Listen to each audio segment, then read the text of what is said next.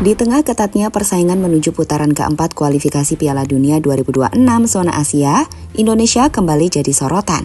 Bukan hanya karena performa di lapangan, tapi juga langkah-langkah tak biasa yang ditempuh oleh federasi. PSSI di bawah komando Erick Thohir terlihat benar-benar serius mengejar mimpi tampil di Piala Dunia. Saking seriusnya, mereka terus mendorong program naturalisasi secara agresif. Bahkan bisa dibilang paling cepat dan masif di kawasan Asia. Yang terbaru, nama Mauro Zylstra akhirnya sah jadi bagian dari skuad Garuda.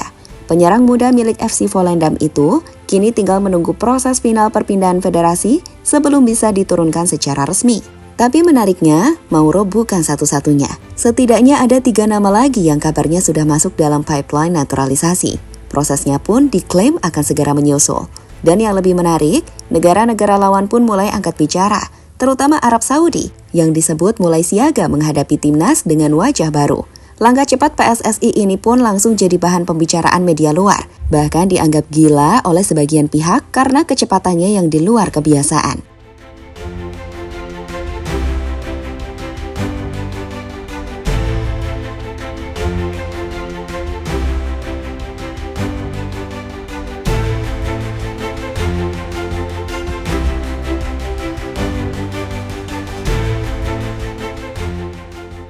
Jika dilihat dari luar, langkah-langkah yang ditempuh PSSI mungkin terasa seperti perjudian besar. Tapi kalau kita menyelami lebih dalam, ada satu hal yang jelas. Ini bukan sekedar coba-coba. Ini adalah proyek besar yang sedang dipacu secepat mungkin karena waktu memang sudah sangat mepet. Indonesia hanya berjarak 2 pertandingan dari impian tampil di Piala Dunia. Sesuatu yang selama puluhan tahun hanya jadi angan-angan. Dan untuk pertama kalinya dalam sejarah, peluang itu terasa nyata. Maka tak heran, PSSI memilih untuk bergerak dengan pendekatan yang sangat ofensif dan tidak konvensional. Namun langkah seperti ini tentu tidak lepas dari sorotan. Di satu sisi, publik tanah air menyambutnya dengan semangat dan antusiasme, melihat bahwa federasi kini lebih progresif.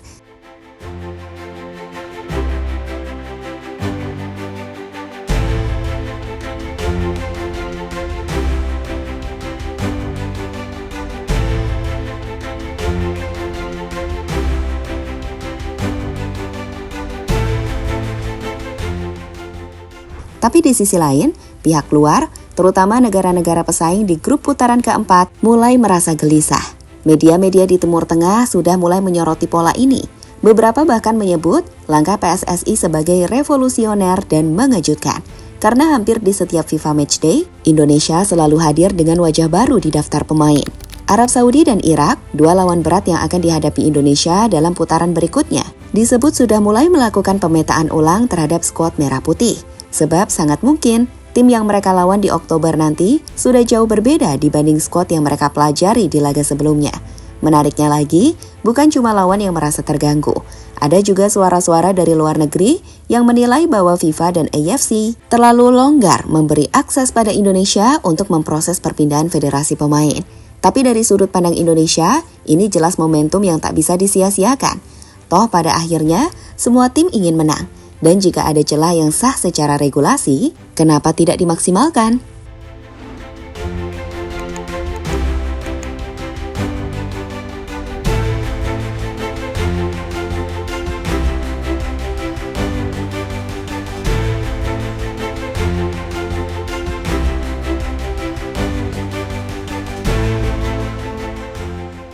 Mauro Zylstra resmi gantikan oleh Romani. Resmi sudah, Mauro Zylstra, penyerang muda milik FC Volendam, menjadi pemain naturalisasi terbaru yang segera memperkuat timnas Indonesia.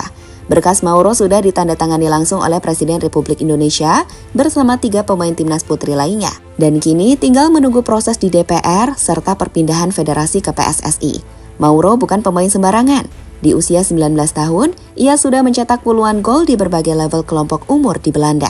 Saat memperkuat AFC Amsterdam U18, Mauro mencetak 18 gol dan 11 assist dalam 20 pertandingan. Berlanjut ke Nijmegen U21, ia tetap konsisten tajam dengan 12 gol dari 26 laga. Musim lalu di FC Volendam U21, Mauro mencatatkan 17 gol dan 7 assist hanya dari 21 penampilan. Plus sudah tampil 7 kali di tim utama. Dan kini, dengan Volendam promosi ke Eredivisie, Mauro resmi terdaftar sebagai pemain di level tertinggi Liga Belanda, sebuah bekal yang sangat menjanjikan. Menariknya, meski awalnya disiapkan untuk timnas U23, peluang Mauro langsung menembus tim senior tetap terbuka. Terlebih jika Ole Roumanie benar-benar absen dalam laga penting Oktober nanti. Mauro bisa jadi opsi paling siap dan paling cocok secara profil. Jika dibandingkan Jens Raven yang usianya tak terpaut jauh, pengalaman Mauro jelas lebih unggul dan kompetitif.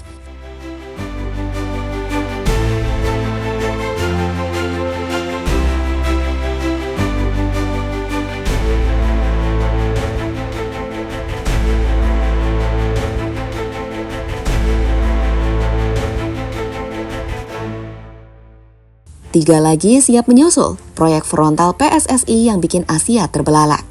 Mauro bukan akhir dari rencana besar PSSI, justru ia adalah pembuka dari gelombang berikutnya yang sedang dipersiapkan. Menurut berbagai sumber, ada 3 nama lain yang sedang dalam proses naturalisasi, dan disebut-sebut sudah mulai masuk ke tahap final. Meskipun identitas mereka belum diumumkan secara resmi, publik menduga kuat bahwa ketiganya adalah Miliano Jonathan Snake Nijmegen, Adrian Wibowo, Ajax U21, dan Lauren Ulrich, Stuttgart.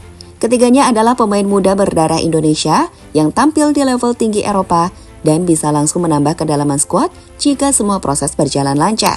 Yang membuat langkah ini begitu mencolok adalah kecepatannya. Tidak ada negara lain di Asia yang mampu melakukan naturalisasi dengan secepat dan serutin Indonesia.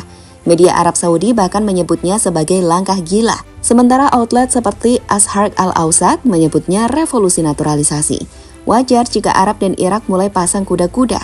Terlebih Arab Saudi, lawan pertama Indonesia di Oktober mendatang, bisa saja menghadapi skuad merah putih dengan wajah yang benar-benar baru dan lebih berbahaya. Mereka bahkan mempertanyakan fleksibilitas FIFA dan AFC terhadap proses naturalisasi ini, yang menurut mereka terlalu longgar terhadap Indonesia.